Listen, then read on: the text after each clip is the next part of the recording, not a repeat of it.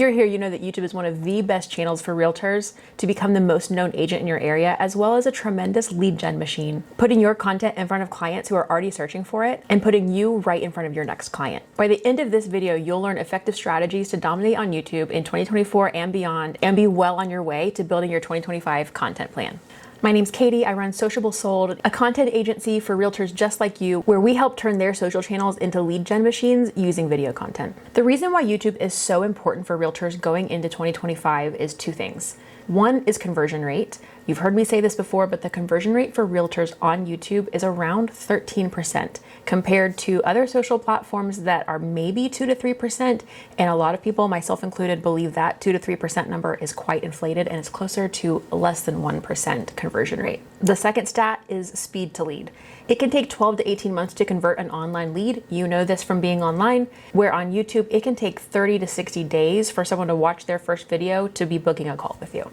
Because YouTube is a search platform and not an interruption platform, we're going to get much better performance when it comes to both of these things. And we're also going to have an opportunity to build a content universe, pre-selling your clients and making lead gen almost a passive part of your business. The only real things you need to get started on YouTube as a realtor is a camera. Your phone works just fine for this, some sort of $20 tripod, and a basic understanding of search engine optimization.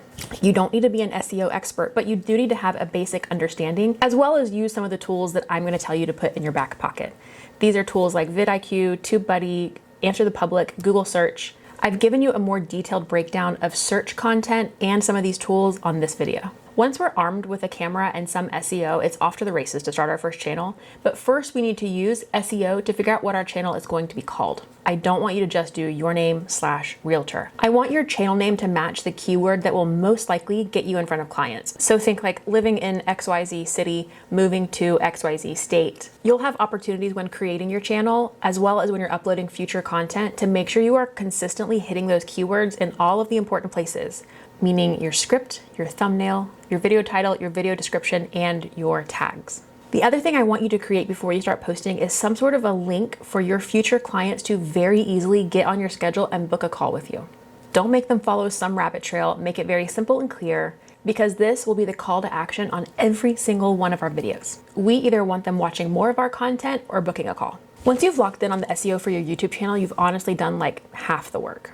We'll talk about building out your content stack later in this video and then in more detail in my next video, but I want you to think about using your long form content to fuel your short form content. This is why I'm going to highly suggest you take Content Creation Day seriously and schedule it on your calendar. Once you're armed with your SEO and you've decided how often you're going to post, I'm going to suggest 1 time a week to start, and then we can move up from there. Your goal is going to be to get to 20 videos. Once we hit 20, we start to see some traction with your page is when we start to see more followers, more subscribers, more interaction. We're going to start seeing more people clicking that link. It takes about 20 good videos before we start to see a lot of movement on your page. So our goal is to get to 20, and our goal is to schedule a content day at least every month. It might be every week when you first get started. When I sit down to film content, I can usually film 2 to 3 YouTube videos at once. When we are filming with clients and we're going out to neighborhoods and houses and touring restaurants and doing all of the stuff that we do, we typically schedule 5 or 6 hours with them, so a good chunk of the day. It helps to be paying someone to put that on your calendar to keep it really important. But as you're just getting started, schedule it on your calendar just like a meeting, and don't let other people step on that time. So once a week or twice a month, we're sitting down, we're filming, or we're going out and we're filming, and we're treating that like a very important part of our schedule, because it is. For me in my business, filming content is the thing that gets more leads in my pipeline. I treat it like lead gen. I don't treat it like social media content that's very easy to push off to the next day. This is the most important thing that I do. I schedule it like a meeting, and I don't let anyone else take up that space. Once you've really locked in on the SEO for your YouTube channel, you've honestly done like half of the work that it's gonna take to create some TikTok content. So why don't we let our long form content be turned into shorter form pieces of content?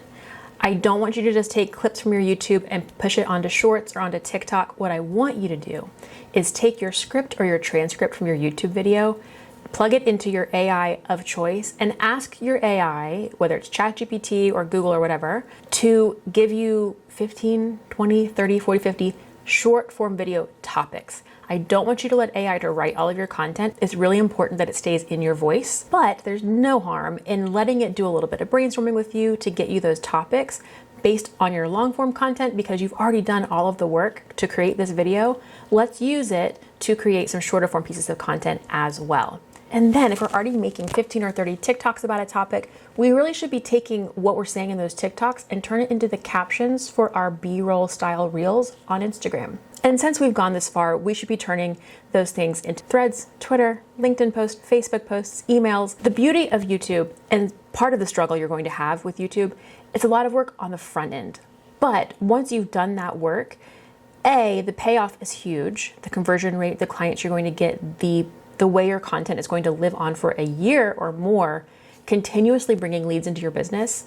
Great payoff. But because we have so much content we're putting out in these long form pieces, using that as fuel for our short form, it means I never have to open TikTok and go, oh, I need to make a video. What should it be about? I will already have 30 in my drafts ready to go that I'm going to film right after I get off of here with you. We do the same thing for our clients on that content day. We're getting long form.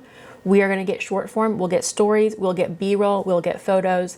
And then over the next month, we will flood all of your channels with so much content. People are going to be wondering how you do it all. So now that we've got the basics down, let's do a little troubleshooting ahead of time.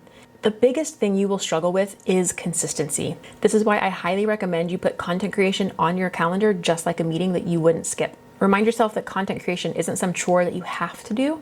It will eventually become the easiest thing you get to do to reliably get more leads in your business. I know it sounds simple, but a camera, some SEO, and putting it on your calendar is really all you need to add YouTube to the very top of your content stack for 2025. It's more work on the front end than other social media, but you will quickly see the results and see that it's worth it, and it will keep working for you year after year. So let me know if you're ready to try YouTube in 2025, and let me know if you have questions about your 2025 content strategy or the content stack that I mentioned in this video. For a deeper dive on content that converts for YouTube for Realtors, check out this video. And then come join us in my Facebook group linked below, where you'll find even more resources to help grow your YouTube for real estate in 2025.